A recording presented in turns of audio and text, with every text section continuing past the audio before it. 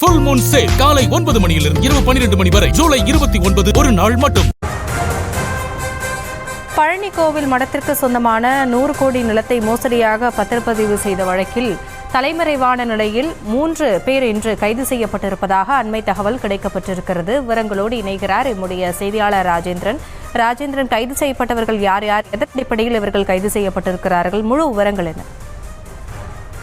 வணக்கம். பழனி கோவிலுக்கு சொந்தமான ஒரு ஏக்கர் 40 சென்ட் நிலமானது முறைகேடாக பதிவு செய்யப்பட்டதாக எழுந்த புகார் தமிழகம் முழுவதும் பரபரப்பை ஏற்படுத்தியது. அதாவது பழனி தண்டபாணி சுவாமிகள் மடத்துக்கு இந்த நிலமானது குப்புசாமி மணியக்காரர் என்பவரால் வழங்கப்பட்டிருக்கிறது. அந்த மடத்தின் மூலம் இந்து மதத்தை பரப்ப வேண்டும், பக்தர்களுக்கு உதவ வேண்டும் உள்ளிட்ட வம்சங்களுக்காக தர்ம சாசனத்தின்படி இந்த நிலமானது 1888ஆம் ஆண்டு குப்புசாமி மணியக்காரர் என்பவரால் பழனி தண்டபாணி மடத்துக்கு வழங்கப்பட்டது.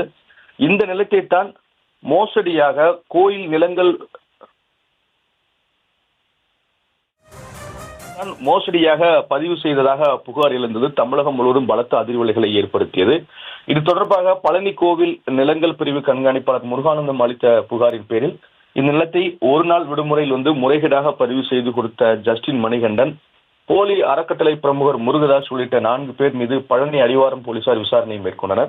தொடர்ந்து இந்த வழக்கு சிபிசிஐடிக்கு மாற்றப்பட்ட நிலையில் டிஎஸ்பி அஜய் தங்கம் தலைமையிலான போலீசார் முதல் தகவல் அறிக்கையை பதிவு செய்து தீவிர விசாரணை நடத்தியுள்ளனர். அது மட்டுமல்லாமல் தமிழகம் முழுவதும் பரபரப்பை ஏற்படுத்திய விவகாரம் என்பதால தென்மண்டல எஸ்பி சாஜிதா நேரடியாக வருகை தந்து இந்த கோயில் செயல் அலுவலர் உள்ளிட்ட அதிகாரிகளிடம் விசாரணை நடத்தினார். தொடர்ந்து ஒரு வாரத்திற்கு மேலாக இந்த விசாரணையானது தீவிரமாக நடைபெற்று வந்தது. அது மட்டுமல்லாமல் ஓய்வு பெற்ற இணை ஆணையர் மாரிமுத்து, வட்டாட்சியர் மாரியப்பன், ஓய்வு பெற்ற விஏஓ சின்னசாமி மற்றும் இந்து சமய அறநிலையத்துறை அதிகாரிடம் விசாரணை நடத்தப்பட்டது. 1880ஆம் ஆண்டு முதலான ஆவணங்கள் பெறப்பட்டு இந்த நிலம் தொடர்பான வகைப்பாடு, இந்த நிலம் எப்படி பதிவு செய்யப்பட்டது என தொடர் விசாரணை மேற்கொண்டு வந்தனர். மேலும் 1880ஆம் ஆண்டிலிருந்து ஆவணங்களும் இங்கே சரிபார்க்கப்பட்டது.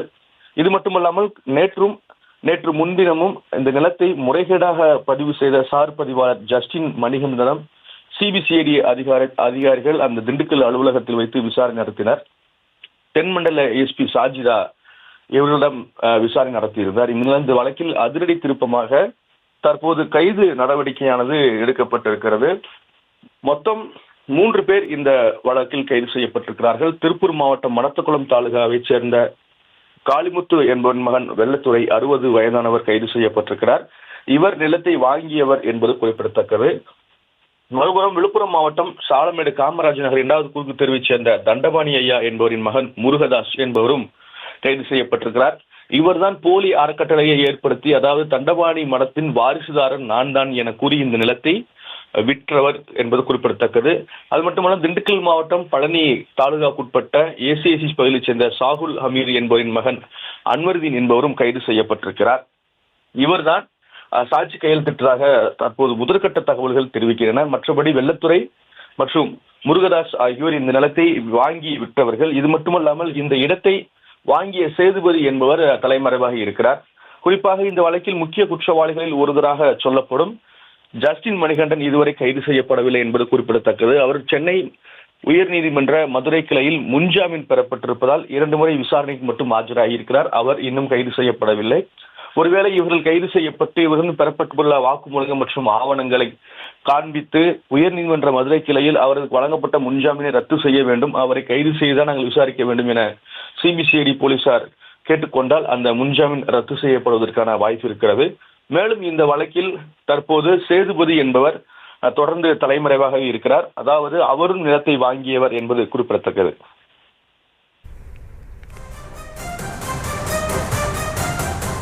விவரங்களுக்கு நன்றி ராஜேந்திரன். ஃபுல் மூன் சேல் காலை 9 மணியிலிருந்து இரவு 12 மணி வரை ஜூலை 29 ஒரு நாள் மட்டும்.